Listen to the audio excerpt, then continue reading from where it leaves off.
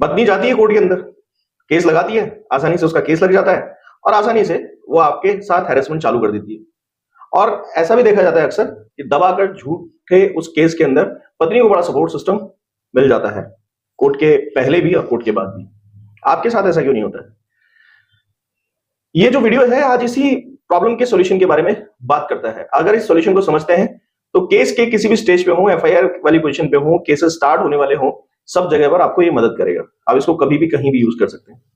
दोस्तों, ये हमारा जो चैनल है ये एक मिशन है झूठे केसेस के खिलाफ। ये चाहता है कि हर व्यक्ति जो झूठे केसेस, स्पेशली मैट्रिमोनियल डिस्प्यूट जो है, उनके अंदर जो भी कुछ गलत फेस कर रहा है उसके लिए उन्हें अवेयर किया जाए, चाहे चैनल के माध्यम से, और कुछ कोर्सेज हम चलाते हैं उनके थ्रू भी हम करते हैं ऐसा। आप उनका हिस्सा हो सकते हैं क्योंकि उसमें फायदा यह मिलता है कि आपको आपके केस के बिल्कुल सिचुएशन के हिसाब से प्रोग्रामिंग करके ये कोर्सेज दिए जाते हैं। यानी जब आपके केस में जैसी सिचुएशन आएगी उसी तरह के जजमेंट्स, उसी तरह की केस लॉज, उसी तरह के अलग अलग एक्ट्स का रेफरेंस, और उसके अलावा गाइडलाइंस होती हैं सुप्रीम कोर्ट की, बहुत सारे रिपोर्टेबल जजमेंट्स होते हैं, इस तरह की कई और भी चीजें, और सिचुएशनल प्रोग्रामिंग जो प्रैक्टिकल होती है कोर्ट के अंदर भी और कोर्ट के बाहर भी, वो सारी चीजें आपको हम लोग मदद के तौर पे देते हैं, जिसके लिए अक्सर आप इस तरह के वीडियोस सर्च करते रहते हैं और एक लंबी मेहनत के बाद कभी आपको कोई काम का वीडियो मिलता है, वो आपको तुरंत ऐसा सोल्यूशन वहां मिल जाता है। आप अगर इन कोर्सेज का हिस्सा होना चाहते हैं तो दिए गए व्हाट्सएप नंबर पर डिटेल लीजिए और ज्वाइन कर लीजिए। अभी किसी कानूनी समस्या में समाधान चाहते हैं, अगर आपको मुझसे बात करनी है तो दिए गए व्हाट्सएप नंबर पे अपॉइंटमेंट बुक कराइए, फिर उसके बाद बात होगी आपसे।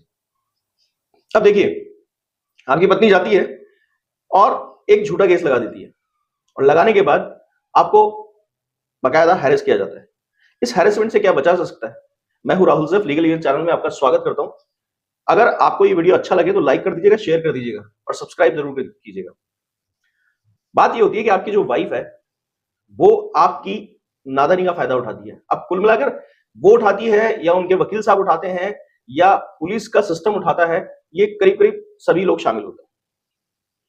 आप क्या नहीं करते हैं जिसकी वजह से उसे फायदा मिलता है, पहले ये समझ लीजिए। देखिए, एक वर्ड होता है एविडेंस। पहली बात तो आप अपनी वाइफ से किसी भी स्टेज पे एविडेंस नहीं मांगते, आप कभी ये कोशिश नहीं करते हैं। कभी कोशिश भी की होगी तो फिर कोर्ट आपको अक्सर इस तरह की एप्लीकेशन लगाने से मना कर देते होंगे, या फिर लगा भी लेते होंगे तो उनको साइड में रख के और आगे सुनवाई कर लेते होंगे। आपको इसी वक्त ये समझ में आ जाता है कि अब मेरा कुछ नहीं हो सकता, कोर्ट सुन नहीं रहा है। ऐसा नहीं होता है, बहुत सारे ऑप्शंस होते हैं। अगर वो एप्लीकेशन नहीं सुनी जा रही है और आपकी नहीं ली जा रही है तो या तो किसी भी माध्यम से बाय पोस्ट कोर्ट को भेजिए। अगर ले ली गई है और नहीं सुनी जा रही है तो फिर आप किसी भी अपर कोर्ट में जाकर उन जज साहब की शिकायत कीजिए और उसके बाद वहां से रिलीफ लेकर आइए। तुरंत वहां से एक ऑर्डर पास होगा और आपका वो जो एप्लीकेशन है वो सुनी जाएगी। तो एविडेंस आपने नहीं मांगा तो उसका सोल्यूशन तो यह है कि एविडेंस आपको पीछे पढ़कर लेना पड़ेगा। पहली बात ये होगी कि एविडेंस नहीं होने की वजह से आपका ये केस काफी हद तक कमजोर हो जाएगा।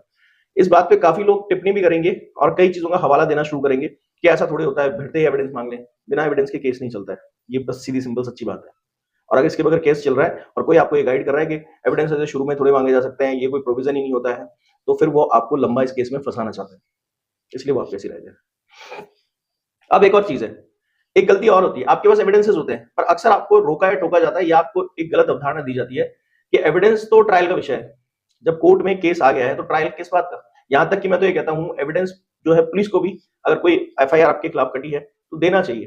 पुलिस नहीं लेती तो बाई पोस्ट भेज दीजिए, और उसके बाद अगर नहीं लेती है तो उनके आला अधिकारी जैसे एसपी साहब है, डीआईजी साहब है, उनको बकायदा लेटर लिख के अपने सारे एविडेंसेस भेजने चाहिए कि साहब इन्वेस्टिगेशन में प्लीज मेरे ये एविडेंसेस अटैच नहीं कर रही है।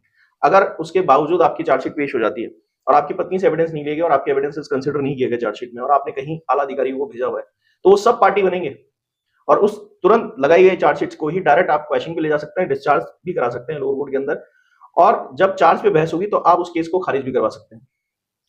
मगर अगर आपका केस कोर्ट में आ चुका है, रेगुलर अब चल रहा है, तो आप बंद कीजिए सारी चीजें। ये रिप्लाई देना है, वो मुझे डेट पे जाना है, आप सीधा एविडेंस लगाकर कोर्ट के सामने सीधी बात कीजिए, क्या मेरे इन एविडेंसेस से ये केस बनता है? और अगर आप एविडेंस नहीं दे रहे हैं तो मैं आपको सिंपल बात बता देता हूं, होता क्या है, आपकी पत्नी झूठे स्टेटमेंट दे रही है, आप भी वहां रिप्लाई में स्टेटमेंट ही दे रहे हैं, तो ना तो वो सच्ची हो रही है ना आप सच्चे हो रहे हैं, ना वो झूठी हो रही है ना आप झूठे हो रहे हैं। मगर एक वुमेन सिंपैथी होने की वजह से ये कि भाई अपना घर छोड़ के बैठी है, अगर वो घर छोड़ के बैठी तो कोई ऐसे घर नहीं छोड़ देता, इस रीजनिंग को जबरदस्ती कोर्ट अप्लाई कर देता है, क्योंकि आपने तो एविडेंस दिया नहीं है, आप भी स्टेटमेंट दे रहे हैं, वो भी स्टेटमेंट दे रही है, तो बात बराबर हो जाती है यहां तो। मगर फायदा महिला होने की वजह से और घर छोड़ने की वजह से कि वो एक तकलीफ तो है उसके साथ। कुछ बेवकूफी ये हो जाती है कि स्त्री धन आप डर डरा कर पुलिस की धमकी से रिकवर करा देते हैं। तो पुलिस के पास कहने को हो जाता है, हाँ देखिए इनके पास स्त्री धन रिकवर हुआ। तो जब स्त्री धन इनका ये पकड़ के बैठे थे तो इसने उन्होंने इसको दिया नहीं, तो फिर ये क्या हुआ कि ये क्यों नहीं है, इन्होंने दहेज भी लिया होगा। तो फिर वे लिख देते हैं बखूबी प्रमाणित पाया गया इस आधार पर। वैसे तो कुछ प्रमाणित पाया नहीं जाता पुलिस के थ्रू, पर वो इस लाइन को जबरदस्ती यूज करते हैं। इसी तरह आप लोगों की एक ऑप्शन और होता है कि ज्यादातर लोगों को एक खौफ होता है, उनको एक डर होता है कि हम अगर ये जाकर किसी भी तरह की सिचुएशन में हाई कोर्ट में इस केस को क्वैश कराते हैं तो क्वैशिंग होगी नहीं। पहली बात तो देखिए, क्वैशिंग में खुद पूरा इन्वॉल्व कीजिए, अपना ड्राफ्ट खुद बनाइए, जितने सेक्शंस यूज कर सकते हैं कंसल्टेंसी लेके अलग अलग विशेषज्ञों से जो कि इस टाइम ऑनलाइन और यूट्यूब पे अवेलेबल है, उनसे पहले समझ लीजिए, फिर उस ड्राफ्ट को तैयार करके फिर एक वकील कीजिए। और वकील हाईफाई करने की जगह मैं समझता हूँ या तो खुद जाके अपना केस लड़ लीजिए, और या फिर छोटा वकील लेकर सिर्फ उससे जानकारी लेते रहिए और सारी कोर्ट की कार्रवाइयों को पकड़ते रहिए। और इतना कोई रॉकेट साइंस नहीं। मैं आपको एक और सिंपल सी बात बता देता हूँ, हाई कोर्ट्स में आराम से इस तरह की सुविधाएं होती है कि जो आदमी पार्टी इन पर्सन अपना केस भी लड़ना चाहता है उनको पूरा गाइड किया जाता है, मना नहीं किया जाता। तो ऐसे कई बेनिफिट्स हैं।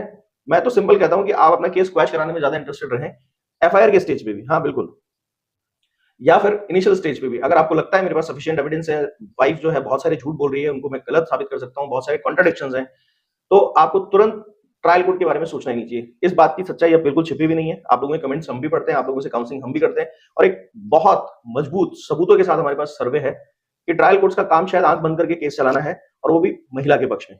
सोचना ही नहीं है कि पति और उसके परिवार वालों ने उसके साथ कुछ नहीं किया, सबूत देते हैं तो सबूत लेते नहीं है। तो इन सब चीजों को कंसिडरेशन कहीं तो मिले।